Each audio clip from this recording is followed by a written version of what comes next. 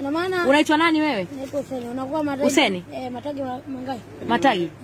Mayai hapa pata mayai mangapi? Hiyo 2000. Mayai matano. Matano tia nini? Haya, wewe una wangu. Haya basi chukua. Ndio na mfuko kunigeia. Una mwangu jamvia haja mama ngeta mwanae ana mwanangu wewe. Sasa unatasema ya kuweka ndugu yangu. Mbati mbada wewe. Bwana alafu mayai madogo. Usimhivi vikuku vitaka kavikute. Asa. Mayai mangapi umesema nachukua? Matano. Hapa mangapi? 4. Sasa chumvi imeayuka ndugu yangu. Iga iwe heka kopo. Anataka kopo kake.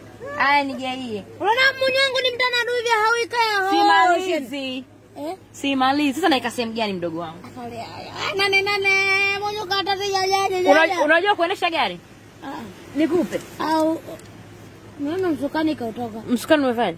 Kautoka. Sasa jamani chumvi na kwenye gari sitachafua gari. Hebu nishikie. Au basi nitaenda kulala nyumbani. Chumvi yenyewe kidogo. Sasa unapatikana wapi? Kuja kuikuta.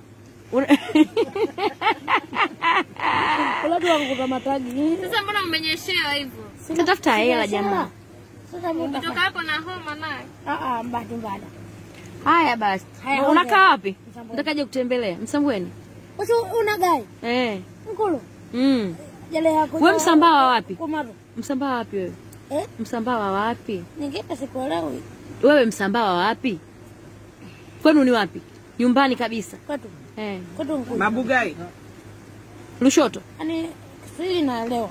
Lakini ukijibu uwezi. Haya. Kuja kwetu kuja kwa mimi kuja.